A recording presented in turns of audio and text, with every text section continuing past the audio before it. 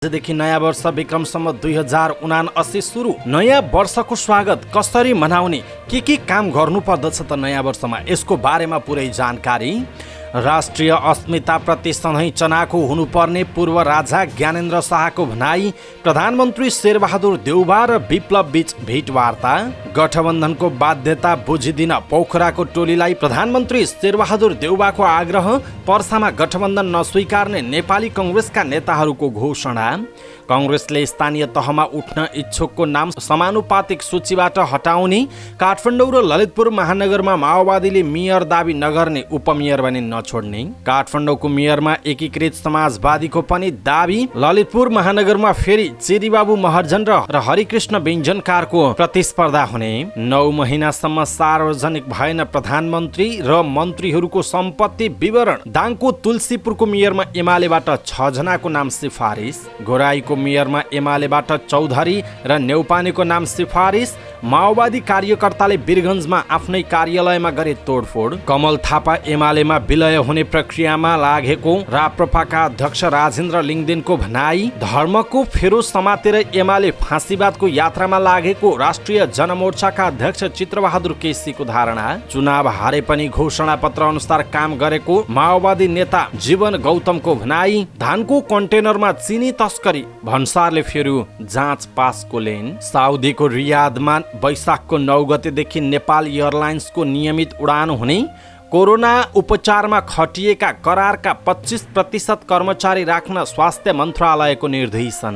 फिलिपिन्समा बाढी र पहिरोबाट 58 जनाको मृत्यु। बर्खामा राष्ट्रिय खेलकुद प्रतिस्पर्धा फितलो हुने डर। 9औं खेलकुदबाट एसियाडका लागि टिम छनौट हुने। त्रिकोणात्मक T20 श्रृङ्खलाको विजेता खेलाडीलाई जनहित 2 लाख रुपैयाँ पुरस्कार दिइने। समाचार पार्टी हेल्थ टिप्समा सही समयमा पानी पिउनुका फाइदाहरू के हुन्, यसको बारेमा जानकारी दिनेछौँ र अन्तिम समाचार पार्टी माइन्ड क्विज रहनेछ। हामीलाई अन्तिमसम्म हेर्नुहोला। दर्शक महानुभाव नमस्कार। समाचारपाटी.com को न्युज बुलेटिनमा यहाँलाई हार्दिक स्वागत छ। म प्रहलाद चन्द्र घिमिरे। सदाको झैँ आज पनि हामी उपस्थित भएका छौँ। आजका महत्त्वपूर्ण समाचार, ब्रेकिङ न्युज अपडेटहरू लिएर हामीलाई अन्तिमसम्म हेर्नुहोला। हाम्रो मेहनतका लागि यो भिडियोमा एउटा सानो लाइक अवश्य गर्नुहोला। दर्शक महानुभाव, आज मिति विक्रम सम्वत 2079 साल वैशाखको 1 गते बिहिबार, इस्वी सम्वत सन् 2022 अप्रिल 14 तारिक चैत्र शुक्ल त्रयोदशी। आज नयाँ वर्ष, मेष सङ्क्रान्ति, 20का जात्रा, महावीर जयन्ती, प्रदोष व्रत पनि रहेको छ। यहाँहरू सम्पूर्णलाई नेपाली नयाँ वर्ष विक्रम सम्वत 2079 को हार्दिक मङ्गलमय शुभकामना छ। 2078 सालमा बन्न नसकेका सबै कामहरू 2079 मा सम्पन्न हुन्। सुस्वास्थ्य, दीर्घायु र उत्तरोत्तर प्रगति होस्। बिछोड भएका व्यक्तिहरू परिवारसँग मिलन हुने वातावरण बनोस्। आर्थिक अवस्था सुदृढ होस् अनि सबै कुरामा चाहिँ भरिभराउ होस्। आँटे ताकेको सम्पूर्ण कुराहरू पुगोस्। 2079 सालको हार्दिक मङ्गलमय शुभकामना समाचारपाटी.com को तर्फबाट हामी व्यक्त गर्दछौँ र मेरो व्यक्तिगत तर्फबाट पनि यहाँहरूलाई हार्दिक मङ्गलमय शुभकामना छ। आफ्ना शुभकामनाका सन्देश तलको कमेन्ट बक्समा कमेन्ट गर्नुहोला। यस्तै न्युजहरू हेर्नका लागि तपाईँले हाम्रो च्यानललाई सब्सक्राइब गर्नुहोस् अनि नजिकै आउने बेल आइकनलाई क्लिक गर्नुहोला। कहाँबाट हेर्दै हुनुहुन्छ अनि कस्तो लाग्दैछ आफ्ना कुराहरू तलको कमेन्ट बक्समा कमेन्ट गर्नुहोला। दर्शक महानुभाव, दैनिक रूपमा हेर्नुहुन्छ भने रेगुलर भनेर लेख्नुहोला। आज पहिलोचोटि हो भने फर्स्ट टाइम भनेर लेख्नुहोला। देशभित्र हुनुहुन्छ भने आफू रहेको गाउँ ठाउँ सहर जिल्लाको नाम लेख्नुहोला। विदेशमा हुनुहुन्छ भने कुन देशमा हुनुहुन्छ त्यो कुरा लेख्नुहोला। सदाको झैँ हामीले हेल्थ टिप्स र समाचार पार्टी माइन्ड क्विज प्रस्तुत गरेका छौँ। माइन्ड क्विजमा सोधिएका प्रश्नको उत्तर दिने प्रयास गर्नुहोला। हिजो सोधिएको प्रश्नको उत्तर पनि आज हामी आफै दिनेछौँ र तपाईँले मिलाउनु भयो कि भएन त्यो पनि हेर्नुहोला, जान्नुहोला, बुझ्नुहोला। सँगसँगै हेल्थ टिप्स तपाईँलाई कस्तो लाग्दै आएको छ त्यो कुरा लेख्नुहोला। तपाईँलाई कुनै स्वास्थ्य समस्या छ भने कमेन्ट गर्नुहोला। विशेषज्ञ डाक्टरसँग भेटेर हामीले त्यो विषयमा समाधानका उपायहरू खोज्ने प्रयास गर्नेछौँ। आउनुहोस् दर्शक महानुभाव, आजका महत्त्वपूर्ण समाचार सुरु गरौँ नयाँ वर्ष 2079 को प्रसङ्गबाट। आजदेखि नेपाली नयाँ वर्ष विक्रम सम्वत 2079 सुरु भएको छ। हरेक वर्ष नेपालीहरूले एक आपसमा शुभकामना आदान प्रदान, भेटघाट, खानपिन र रमाइलो गरेर नयाँ वर्षको स्वागत गर्ने र रमाइलो गर्ने गरिन्छ। यस वर्ष सबै नेपालीहरूले आफ्नो घर परिवारसँगै रमाइलो गर्दै नयाँ वर्षलाई स्वागत गरिरहेका छन्। यस वर्ष सदा झैँ नेपालीहरूले आफ्नो घर परिवार, विभिन्न टोल छरछिमेकमा आयोजित कार्यक्रमहरूमा रमाइलो गर्दै नयाँ वर्षलाई स्वागत गरिरहेका छन्। आज देशभरका विभिन्न शक्तिपीठहरूमा सर्व सर्वसाधारणको घुइँचो लागेको छ।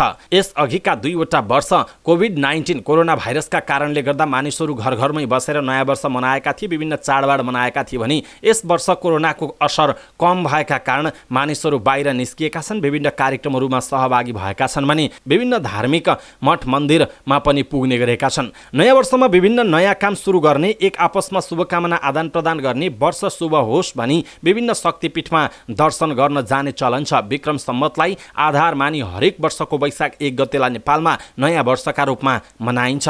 विक्रम सम्वत हिन्दू पञ्चाङ्गमा आधारित नेपाल तथा भारतको राष्ट्रिय पात्रो हो, जुन प्राचीन हिन्दू परम्परा र वैदिक समय अङ्कनमा आधारित रहेको छ। विषम अङ्ग्रेजी पात्रोभन्दा झन्डै 56 वर्ष 8 महिना 15 दिन अगाडि छ। सूर्यसँग सम्बन्धित भएकाले यसमा ग्रह नक्षत्रका नाम पनि महिनासँग सम्बन्धित छन्। सूर्य मीन राशिबाट मेष राशिमा प्रवेश गर्ने वैशाख संक्रान्तिका दिन मनाइने नयाँ वर्षमा स्नान दान गरेमा पाप पखाली पुण्य कमाइने धार्मिक विश्वास पनि रहँदै आएको छ। दर्शक महानुभाव, आजदेखि नयाँ वर्ष लागेको छ। नयाँ वर्षमा नयाँ कामको सुरुवात गर्ने, दान धर्म गर्ने लगायतका कुराहरू मैले भर्खर भने। त्यस्तो त नयाँ वर्षलाई कसरी स्वागत गर्ने त आउनुहोस् यसको बारेमा पनि जानकारी दिउँ। र तपाईँ हामीले मात्रै जसले हेरेका छौँ हामीले मात्रै जानकारी लिएर पुग्दैन, त्यसकारण सबै नेपालीहरूलाई यो पुर्याउनका लागि यो भिडियोलाई सेयर गर्नुहोला, आफ्नो साथीभाइलाई पठाउनुहोला, ताकि नयाँ वर्षलाई कसरी स्वागत गर्ने त। हरेक अवसरलाई अर्थपूर्ण बनाउनुपर्छ, त्यसको सार्थकतालाई आत्मसात गर्न सक्नुहुने वास्तविक रूपमा नयाँ वर्ष वा अन्य उत्सवप्रति न्याय गरेको ठहरिन्छ। वर्षभरि हामीले विभिन्न चाडबाडहरू, विभिन्न रमाइला कार्यक्रमहरू, उत्सवहरू र तिनीहरूका महत्त्वलाई बुझेर हामीले सही ढङ्गले मनाउन सक्यौँ भने जीवन नै उत्सवमय हुनेमा शङ्का छैन। उत्सवलाई विकृति विसङ्गतिको रूपमा परिभाषित गरी जीवनको महत्त्वपूर्ण समयलाई बुझ्न र त्यसको सदुपयोग गर्न हामीले सकेनौँ भने क्षणिक रूपमा लिएको बेहोसी आनन्दले जीवनलाई सुखी र सार्थक बनाउन सक्दैन। त्यसो त कसरी मनाउने त नयाँ वर्षलाई? सर्वप्रथम अघिल्लो वर्षको समीक्षा गर्ने बानी बसालौँ। जीवनमा खुसी, प्रगति, नाम दाम सम्मान सबैलाई मन नै पर्छ। यी कुराको प्राप्तिका लागि हामी कहाँ र कसरी चुकेका छौँ त? पहिले आफूले आफैलाई निहाल्ने कोसिस गरौँ। हामीले आफूलाई निहाल्न सकेनौँ र आफ्ना कमी कमजोरीलाई सच्याउन सकेनौँ भने सार्थक जीवन बाँच्न सक्छौँ त? सोचौँ त। तसर्थ सार्थक जीवन जिउनका लागि आत्मसमीक्षा सबैभन्दा महत्त्वपूर्ण हुन्छ। अर्को हो योजना बनाउने। आफूले अब नयाँ वर्षमा के काम गर्छु त? जीवनको रोडम्याप बनाएर अगाडि बढ्न तयार हौँ र यसमा तल्लीन हौँ, अध्ययनशील हौँ अनि क्रियाशील निरन्तरता चाहिँ यसलाई दिन जरुरी छ। अर्को हो आफैसँग तपाईँले प्रतिबद्धता व्यक्त गर्नुहोस्। म यो काम गरेरै छोड्छु, यति काम मैले अघिल्लो वर्ष गर्न सकिनँ, समीक्षा गर्नुहोस्, योजना बनाउनुहोस् र त्यसमा प्रतिबद्धताहरू व्यक्त गर्नुहोस्। अर्को हो नराम्रा बानी व्यवहारहरू त्यागौँ। धुम्रपान, मद्यपान, जुवा तासको बानी छ भने नयाँ वर्षबाट तपाईँले चाहिँ यसलाई हटाउने प्रण गर्नुहोस्। अरूसँग कसैसँग तपाईँलाई नराम्रो बानी भन्छन् नि, रिस, ईर्ष्या, डाहा, लोभ केही चिज छ भने त्यो पनि नराम्रो बानी हो। त्यस्ता खालका कुनै पनि बानी मैले यो जस्ट भनेको मात्रै, यो बाहेक धेरै चिज हुन्छन् जस्तो अल्छी गर्ने बानी नराम्रो हो होइन, अरूलाई प्याच्छ भन्ने बानी नराम्रो, लगायतका धेरै बानीहरू हुन्छन्। मैले भने कि नराम्रो बानी व्यवहार छ भने त्यसलाई पनि त्यागौँ। नयाँ वर्षको सुरुवात यसरी गर्न सकिन्छ। अनि नराम्रो बानी त्यागौँ भन्दै गर्दाखेरि अर्को कुरा हो राम्रो बानी पनि बसाल्ने कुरा गरौँ। जस्तो सुस्वास्थ्य नै सबैभन्दा ठुलो धन भएकाले आफ्नो स्वास्थ्यलाई ध्यानमा राखेर तपाईँले दैनिक योगा, व्यायाम, प्राणायाम तथा ध्यानहरू गर्न सक्नुहुनेछ। जोस जाँगर उत्साह आनन्दका साथ गर्न सक्नुहुनेछ। सबैलाई राम्रो व्यवहार, सबैलाई सहयोग, सहकार्य र सहअस्तित्वमा विश्वास गर्न सक्नुहुनेछ। त्यस्तै गरी तपाईँले परिवारका लागि समय निकाल्न सक्नुहुनेछ। नयाँ वर्षबाट तपाईँले कतिपयले आफ्नो काम कार्यालयलाई मात्रै भरपूर समय दिएका हुन्छौँ, आफ्नो पेसा व्यवसायलाई महत्त्व दिएका हुन्छौँ अनि यसले आर्थिक र व्यावसायिक जीवनमा सफल बनाएको होला, तर पारिवारिक खुसी तथा सुसम्बन्धमा चाहिँ असर पर्न सक्छ। त्यसकारण नयाँ वर्षको अवसरबाट तपाईँले परिवारका लागि समय निकाल्ने बानी पनि बसाल्नु होला। मैले प्रस्तुत गरेको यो विषय, मैले भनेका यी कुराहरू तपाईँलाई कस्तो लाग्यो कृपया तलको कमेन्ट बक्समा कमेन्ट गर्नुहोला र तपाईँले चाहिँ के बानी तपाईँले छोड्नुहुन्छ, के बानी तपाईँले नयाँ बानीहरू, राम्रा बानीहरू गर्नुहुन्छ त्यो तपाईँमा निहित रहन्छ। मैले भनेको कुरा तपाईँलाई कस्तो लाग्यो, कुरा साँच्चै हो जस्तो लाग्यो भने एउटा कमेन्ट गरिदिनु होला, मेरा लागि एउटा लाइक गर्नुहोला। आज सब्सक्राइब नगर्नुभएका मित्रहरूलाई म विनम्रताका साथ अनुरोध गर्दछु, 2079 सालको पहिलो दिन समाचार पार्टीसँग जोडिने सो अवसर तपाईँलाई प्राप्त भएको छ, हामीलाई हेरिरहनु भएको छ, कृपया सब्सक्राइब गरिहाल्नुहोला अनि नजिकै आउने बेल आइकनलाई पनि क्लिक गर्न नबिर्सिनुहोला।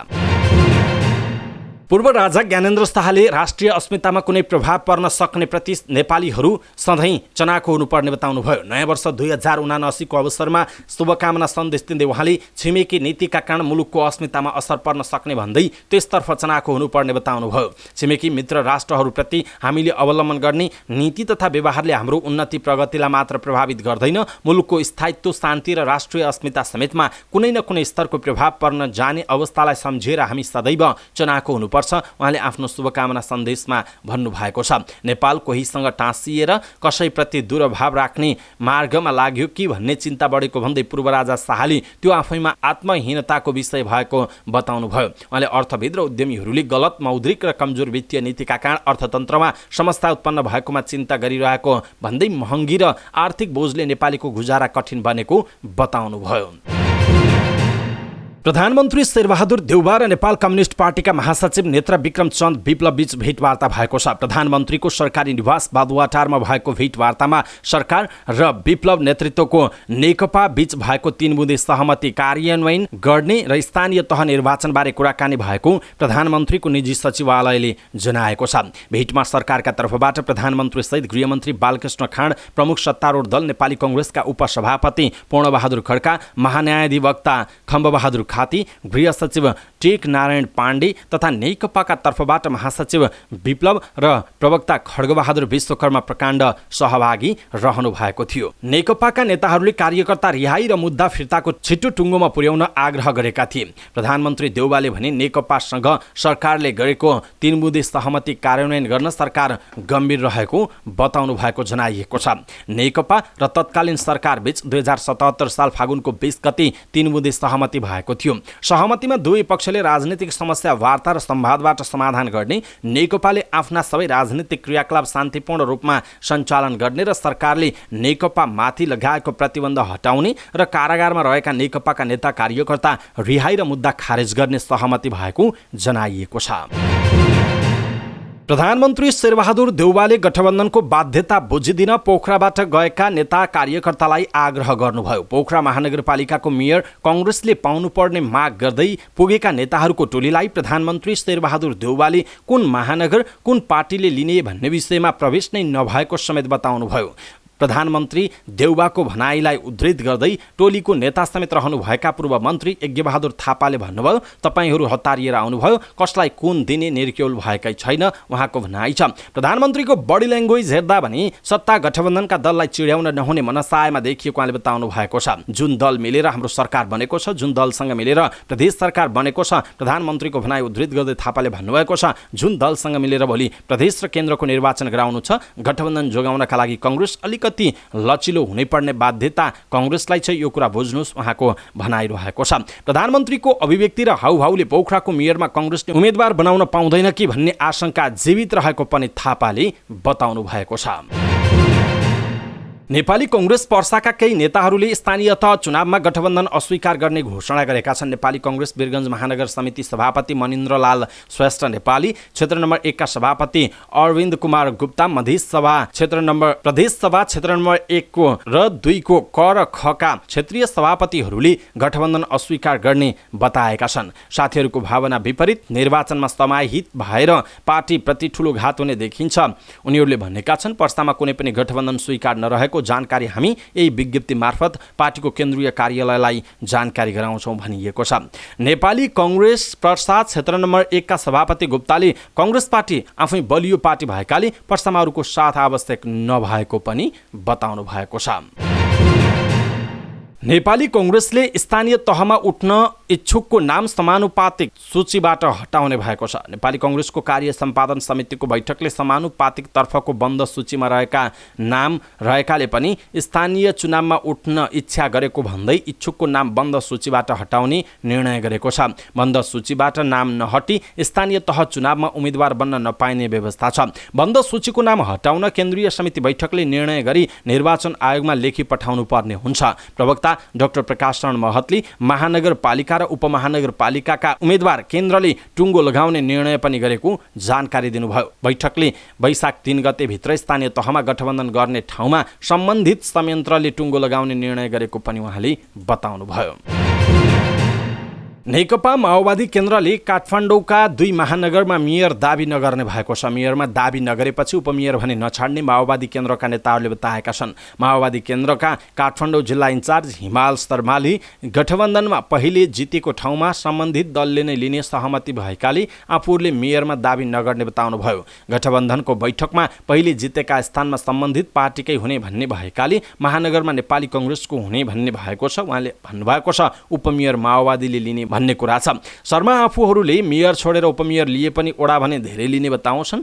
2074 को चुनावमा माओवादीले काठमाडौँ महानगरमा 1 ओडा पनि जित्न सकेको थिएन, तर उहाँले आफूहरूको अवस्था अहिले सुध्रिएको बताउनु भएको छ। नेकपा एकीकृत समाजवादीले काठमाडौँ र पोखरा महानगरपालिका मध्ये 1 आफूले पाउनुपर्ने दावी गरेको छ। सत्तारूढ 5 दलले चुनावी तालमेलको 7 आधार तय गरेका छन् र महानगर र उपमहानगरपालिकाहरूको तालमेलबारे केन्द्रीय संयन्त्रबाट निर्णय गर्ने बताएका छन्। समाजवादीका प्रमुख सचेतक जीवनराम श्रेष्ठले भने पोखरा वा काठमाडौँ मध्ये एउटा महानगरमा आफूहरूको दावी रहेको बताउनुभयो। काठमाडौँमा हाम्रो शक्ति राम्रो छ, महानगर पाए पनि हामी जित्छौँ। उहाँले भन्नुभएको छ हाम्रो दावी काठमाडौँ महानगरको मेयरमै हो, काठमाडौँमा नभए पोखरा दिनुपर्ने एकीकृत समाजवादीको दावी छ। श्रेष्ठले भन्नुभयो अन्यत्र दावी गरेका छैनौँ, शक्ति भएको काठमाडौँ र पोखरा दावी गरेका छौँ, जहाँ पाए पनि जित्छौँ उहाँको भनाइ छ। गठबन्धनको अर्को दल माओवादी केन्द्रले भने काठमाडौँको मेयरमा दावी गरेको छैन, उसले उपमेयरमा भने दावी गरेको छ। नेकपा एमालेको ललितपुर महानगरपालिका कमिटीले मेयरमा हरिकृष्ण बेञ्जनकार र उपमेयरमा मञ्जली साक्यको नाम सिफारिस गरेको छ। एमालेका नेताहरूका अनुसार बेञ्जनकारले नै मेयरको टिकट पाउने सम्भावना बढी छ, किनकि अर्का आकांक्षी प्रेम महर्जनले यसपटक मेयरमा दावी नै गर्नु भएको छैन। सत्तारूढ गठबन्धनले महानगरपालिकामा भागबण्डा गरेको छैन, तर गठबन्धनमा रहेको नेकपा माओवादी केन्द्र र एकीकृत समाजवादीले मेयरमा दावी नगरेकाले ललितपुरको मेयर कङ्ग्रेसले पाउने सम्भावना बढी छ। कङ्ग्रेसबाट वर्तमान मेयर चिरीबाबु महर्जनसँगै प्रेम कृष्ण महर्जन आकांक्षी रहनु भएको छ। दुवै कङ्ग्रेसको संस्थापन समूहका नेता हुनुहुन्छ। प्रेम कृष्णलाई केन्द्रीय सदस्य उदय शमशेर राणा, जितजङ बस्नेत लगायतको साथ छ भने चिरीबाबुलाई पूर्व जिल्ला सभापति मदन अमात्य लगायतका नेताहरूले अगाडि बढाएका छन्। सभापति शेरबहादुर देउवाका प्रिय भएकाले चिरीबाबुले नै मेयरको टिकट पाए आश्चर्य मान्नु नपर्ने कङ्ग्रेस ललितपुरका एक नेताले बताउनु भएको छ। प्रधानमन्त्री शेरबहादुर देउवा नेतृत्वको सरकार गठन भएको 9 महिना पुरा भयो, तर अहिलेसम्म प्रधानमन्त्री र मन्त्रीहरूको सम्पत्ति विवरण भने सार्वजनिक भएको छैन। असारको 29 गते प्रधानमन्त्रीमा नियुक्त हुनुभएका शेरबहादुर देउवाले सोही दिनमा 4 जनालाई मन्त्री नियुक्त गर्नुभयो। त्यसपछि विभिन्न चरणमा गरी 25 सदस्यीय मन्त्री परिषद बनाउनुभयो। 5 दलको समर्थनमा बनेको गठबन्धन सरकारमा 21 मन्त्री र 3 राज्य मन्त्री रहेका छन्। प्रधानमन्त्री तथा मन्त्री परिषद कार्यालयका प्रवक्ता महादेव पन्थका अनुसार केही दिन अघि कानुन मन्त्री हुनुभएका गोविन्द कोइराला बन्दी बाहेक सबैले सम्पत्ति विवरण प्रधानमन्त्री कार्यालयमा पेश गरिसकेका छन्। अख्तियार दुरुपयोग अनुसन्धान आयोग सम्पत्ति शुद्धिकरण विभागले हेर्न मिल्ने गरी मन्त्रीहरूबाट विवरण पेश भइसकेको पन्थले जानकारी दिनुभयो, तर सम्पत्ति सार्वजनिक गर्ने वा नगर्ने विषय मन्त्री परिषदको अधिकार क्षेत्रभित्र पर्ने उहाँले बताउनुभयो। जानकारवालाहरूका अनुसार मन्त्री परिषदले निर्णय नगरे पनि प्रधानमन्त्री मन्त्री हुनुभन्दा अघि र विदा भएपछिको सम्पत्ति सार्वजनिक गर्नु स्वयंको दायित्व भएको जनाइएको छ। 2074 को संसदीय चुनावपछि बनेको केपी शर्मा ओली नेतृत्वमा बनेको सरकारले सबै मन्त्रीहरूको सम्पत्ति विवरण सार्वजनिक गरेको थियो, तर सरकार हेरफेर र विस्तारका क्रममा थपिएका मन्त्रीहरूको विवरण भने सार्वजनिक भएको थिएन। तर शेरबहादुर तामाङ लगायतले मन्त्री नियुक्त भएपछि स्वतस्फूर्त रूपमा आफैले त्यस्तो सम्पत्ति विवरण सार्वजनिक गरेका थिए। अहिले 9 महिनासम्म पनि देउबा सरकारका मन्त्री प्रधानमन्त्री कसैको पनि सम्पत्ति विवरण सार्वजनिक भएको छैन। यसप्रति तपाईको धारणा के छ? आफ्नो कुराहरू कमेन्ट बक्समा कमेन्ट गर्नुहोला। घोराही उपमहानगरपालिकाका प्रमुख पदमा नेकपा एमालेबाट 2 जनाको नाम सिफारिस गरिएको छ। एमाले दाङ घोराही उपमहानगर कमिटीले अहिलेका मेयर नरुलाल चौधरी र उपमेयर सीता सिग्देल नेउपानेको नाम सिफारिस गरिएको जनाएको छ। अहिलेका मेयर चौधरी पुनः प्रमुख पदमा आकांक्षी रहनु भएको छ भने उपप्रमुख सीता सिग्देल नेउपाने पनि आकांक्षी रहनु भएको छ। मेयर चौधरी नेकपा एमालेको पोलिट ब्युरो सदस्य तथा दाङ जिल्ला इन्चार्ज हुनुहुन्छ। त्यस्तै उपमेयर नेउपाने केन्द्रीय सदस्य तथा पार्टीको जिल्ला सह इन्चार्ज रहनु भएको छ। उपप्रमुख नेउपानेले 2074 सालको स्थानीय तहको चुनावमा पनि मेयर पदमा दाबी गर्दै आउनु भएको थियो। नेउपाने यसपटक भने आफूले मेयर पदमा टिकट पाउनुपर्ने पार्टीमा माग राख्दै आउनु भएको छ। त्यस्तै घोराईको उपप्रमुख पदमा 2 जनाको नाम सिफारिस गरिएको नगर कमिटीको स्रोतले जनाएको छ। उपप्रमुखमा हुमा डीसी र हिरापुनको नाम सिफारिस गरिएको छ। डीसी अखिल नेपाल महिला सङ्घ दाङको जिल्ला अध्यक्ष हुनुहुन्छ भने पुन पार्टीको जिल्ला उपसचिव रहनु भएको छ। नेकपा माओवादी केन्द्र पर्साका असन्तुष्ट कार्यकर्ताले वीरगञ्जको राधेमाई स्थित आफ्नै कार्यालयमा तोडफोड गरेका छन्। पार्टीको जिल्ला नेतृत्वको गतिविधिलाई लिएर असन्तुष्ट बनेका अखिल क्रान्तिकारी मध्य प्रदेश प्रमुख सचिव जुबेर आलम, पार्टीको वीरगञ्ज महानगर उपाध्यक्ष द्वय अनिरुद्ध यादव र जुमादिन अन्सारी, वडा कमिटी अध्यक्ष हिरा अन्सारी, छोटिएलाल कुर्मी लगायतले कार्यालयमा तोडफोड गरेको आरोप लागेको छ। उनीहरू आसन्न स्थानीय तहको निर्वाचनका लागि पार्टीले गठन गरेको जिल्ला समन्वय समितिको गतिविधि प्रति असन्तुष्टि जनाउँदै ध्यानाकर्षण पत्र बुझाउन गएका थिए। ध्यानाकर्षण पत्र बुझाउन जाँदा विवाद भएपछि आक्रोशमा आएका उनीहरू तोडफोडमा उत्रिएका हुन्। तोडफोडपछि उनीहरूले पार्टी कार्यालयमा तालाबन्दी गरेका छन्। कार्यालयमा चन्दाखोरी बन्द गर लेखेको पोस्टर र विभिन्न बुँदामा ध्यानाकर्षण गराएको पत्र समेत टाँसेका छन्। चन्दा असुली गरेर पार्टीलाई बदनाम गरेको भन्दै उनीहरूले पार्टीको जिल्ला संयोजक र सचिवको राजीनामा समेत माग गरेको जनाइएको छ। राष्ट्रिय प्रजातन्त्र पार्टी राप्रपाका अध्यक्ष राजेन्द्र लिङदिनले पूर्व अध्यक्ष कमल थापाले नेकपा एमालेसँग गरेको गठबन्धनको सहमतिलाई एमालेमा विलय हुने प्रक्रियाको सुरुवात भएको टिप्पणी गर्नुभयो। एमालेमा जाने पूर्व सहमति हो यो। लिङदिनले भन्नुभएको छ, एउटै चिन्ह लिएर लडेपछि त्यो एमालेकै मान्छे हुन्छ नि। एमालेको चुनाव चिन्ह लिएर उहाँ एमालेमा विलय हुने प्रक्रियामा जानुभयो। यसले राप्रपालाई नोक्सानी भन्दा फाइदा गरेको छ। नेकपा एमाले र थापा नेतृत्वको राप्रपा नेपालबीच हिजो स्थानीय तहको चुनावमा गठबन्धन गर्ने र एमालेकै चुनाव चिन्हमा चुनाव लड्ने सहमति भएको थियो। लिङदिनले आफूहरूले पनि अन्य दलसँगको तालमेललाई प्राथमिकतामा नराखेको बताउनुभयो। हामीले तालमेललाई प्राथमिकतामा राखेका छैनौँ। उहाँले भन्नुभयो, कुनै राजनीतिक दलले पनि हामीसँग कुरा गरेको छैन। हामी आफै अघि सरेर कुरा गर्ने पक्षमा छैनौँ, उहाँको भनाइ छ। यद्यपि सम्मानजनक प्रस्ताव आएमा भने स्थानीय कमिटीले तालमेलको निर्णय गर्न सक्ने लिङदिनको भनाइ रहेको छ। राष्ट्रिय जनमोर्चाका अध्यक्ष चित्रबहादुर केसीले नेकपा एमाले हिन्दू धर्मको फेरो समातेर फाँसीवादको यात्रामा अगाडि बढेको बताउनुभयो। बुटबलमा पार्टीको स्थानीय चुनावको घोषणापत्र सार्वजनिक गर्दै अध्यक्ष केसीले भारतीय संस्थापन पक्षले आफ्नो राजनीतिक अभिष्ट पूरा गर्न एमालेको नेतृत्वमा हिन्दू धर्मलाई प्रयोग गर्ने प्रवृत्तिको विकास भएको टिप्पणी समेत गर्नुभयो। हिन्दू धर्मको आडमा एमाले अगाडि बढाउन खोजेको राजनीतिक यात्राले एमालेलाई भारतीय संस्थापन पक्षको रणनीतिको नजिक पुर्याएको केसीले बताउनुभयो। केसीले एमाले अध्यक्ष ओली प्रधानमन्त्री हुँदा भारतीय गुप्तचर प्रमुख सामन्त गोयलसँग गोप्य भेट गरेको भन्दै त्यही बेलादेखि एमाले हिन्दू धर्मको एजेन्डा बोकेर हिँड्न थालेको टिप्पणी गर्नुभयो। यसको परिणाम एमालेलाई नेपालका राजावादी शक्तिहरूको राजनीतिक लाइनको नजिक पुर्याएको केसीको दाबी छ। नेपालमा हिन्दू राज्य र राजतन्त्र बिउझाउन चाहेको भारतीय संस्थापनको रणनीतिमा एमाले सहयोगी बनेको पनि केसीले बताउनुभयो।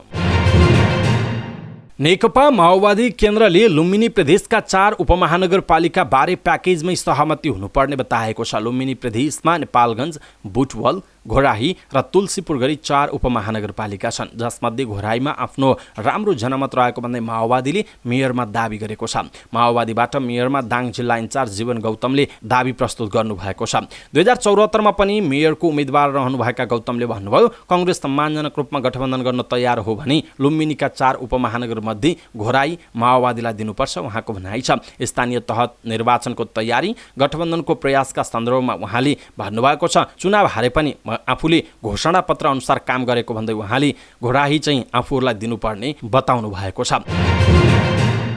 सर्लाहीको मङ्गलवा भन्सारमा गएको चैत 24 गते भारतबाट एउटा कन्टेनर भित्रियो। भन्सार जाँचपासका लागि भनेर आएको कन्टेनर बारी भन्सारमा बुझाएको विवरणमा सर्लाहीका पुरुषोत्तम घिमिरेको फर्मले धान आयात गरेको उल्लेख थियो। तर भन्सारका कर्मचारीलाई कन्टेनरमा धान कसरी आयो भनेर खुल्दुली भयो, किनकि यसअघि मिलले भारतबाट खुल्ला ट्रकमा नै धान ल्याउने गरेका थिए। सर्लाहीको भन्सार नाकाबाट केही मिलले भारतबाट धान भित्र्याउने गरेको भन्सार कार्यालय प्रमुख मुरारी काफले बताउनुहुन्छ। मिलहरूले आयात गर्ने धान खुल्ला ट्रकमा हुन्थ्यो, मिलको नाममा धान आयात हुन्थ्यो। काफले भन्नुभयो तर भन्सार बिन्दुमा आइपुगेको कन्टेनरमा धानको भन्सार घोषणा भएको छ। काफलेका अनुसार मालिककै उपस्थितिमा कन्टेनर खोल्ने निर्णय भन्सारले गर्यो, तर मालिक 3 दिनसम्म उपस्थित हुन मानेनन्। चौथो दिन आए फर्म सञ्चालक घिमिरेको उपस्थितिमा कन्टेनर खोल्दा केही बोरा धान र भित्र ठुलो परिमाणमा चिनी भेटिएको छ। बाहिर देखाउन 8-10 बोरा धान र बाँकी कन्टेनरभित्र फल्स बटम बनाएर चिनी ल्याइएको रहेछ। काफले भनेका छन् आयातकर्ताकै अगाडि खोलेर हेर्दा कन्टेनरमा 50 किलो दरका 200 बोरा चिनी कन्टेनरमा भेटिएको थियो। कन्टेनरमा 100 बोरा अट्ने गरी चालकको पछाडिको भागमा फल्स बटम बनाएको पाइएको भन्सार कार्यालय मङ्गलवारले जनाएको छ। आगामी वैशाखको 9 गतेदेखि नेपाल वायु सेवा निगम नेपाल एयरलाइन्सले साउदी अरेबियामा नियमित उडान सुरु गर्ने भएको छ। पहिलो पटक राष्ट्रिय ध्वजावाहक विमानले साउदी रियादमा नियमित उडान गर्न लागेको हो। नागरिक उड्डयन प्राधिकरणले नेपाल एयरलाइन्सलाई उडान अनुमति दिइसकेको छ। साउदी अरेबियाको रियाद, दमाम र जोद्दामा उडान गर्न सक्ने गरी अनुमति पाएको थियो। निगमले व्यावसायिक योजना अनुरूप काठमाडौँ रियाद काठमाडौँ सेक्टरमा नियमित उडान सुरु गर्न लागेको हो। यो रुटमा निगमले लामो समयदेखि उडानको तयारी गरे पनि अनुमति पाएको थिएन। यसअघि हिमालय एयरलाइन्सले मात्रै साउदीमा उडान अनुमति पाएको थियो। अब निगमको पनि नियमित उडान भएपछि यो रुटमा भाडा सस्तिने अनुमान गरिएको छ। स्वास्थ्य तथा जनसङ्ख्या मन्त्रालयले कोरोना महामारी नियन्त्रणका लागि करारमा नियुक्त भएका 1/4 अर्थात् 25% कर्मचारीको मात्रै म्याद थप गर्न निर्देशन दिएको छ। स्वास्थ्य मन्त्रालयले कोरोना संक्रमितको संख्यामा कमी आएको बताउँदै शिक्षण अस्पताल, प्रतिष्ठान, अस्पताल तथा प्रयोगशालालाई पत्रचार गरी 25% कर्मचारीको मात्रै म्याद गर्न निर्देशन दिएको बताइएको छ। कोरोनाको उपचारका लागि स्वीकृत दरबन्दी अनुसार पद रिक्त भएमा जनशक्ति व्यवस्थापन गर्न र करारमा भर्ना भएका कर्मचारीहरूको 1/4 अर्थात् 25% संख्या नबढ्ने गरी 2079 वैशाख महिनादेखि असार मसान्तसम्म महिना समय थप्न सकिने सचिव स्तरको निर्णय भएको मन्त्रालयले जनाएको छ। फिलिपिन्समा बाढी र पहिरोबाट ज्यान गुमाउने व्यक्तिको संख्या 58 पुगेको सरकारी अधिकारीहरूले बताएका छन्। उद्धारकर्ताहरूले हिम पहिरोले प्रभावित क्षेत्रहरूमा थप शवहरू निकालेको अधिकारीहरूले जानकारी दिएका छन्। मेगी नाम दिएको यस शक्तिशाली आँधीका कारण लेयटको मध्य प्रान्तको बेबी सहर वरपरका गाउँहरूमा धेरै व्यक्तिहरूको मृत्यु भएको समाचारमा जनाइएको छ।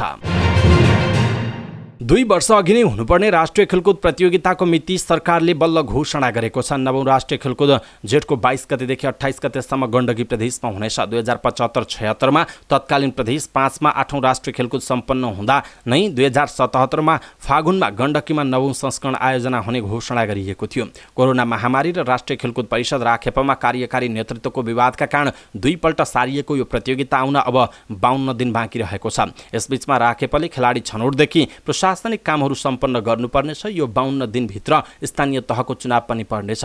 राखेपा सदस्य सचिव टङ्कलाल घिसिङले चुनौतीलाई अवसरका रूपमा लिने बताउनु भएको छ। कोरोना महामारीका कारण 2 वर्षदेखि प्रतियोगिताविहीन भएका खेलाडीहरू राष्ट्रिय प्रतियोगिताको बेग र प्रतीक्षामा छन्। तर प्रस्तावित मिति राष्ट्रिय खेलकुदका लागि कति उपयुक्त थियो भनेर खेलकुद मन्त्रालय र राखेपा वस्तुगत समीक्षामा चुकेको बताइएको छ।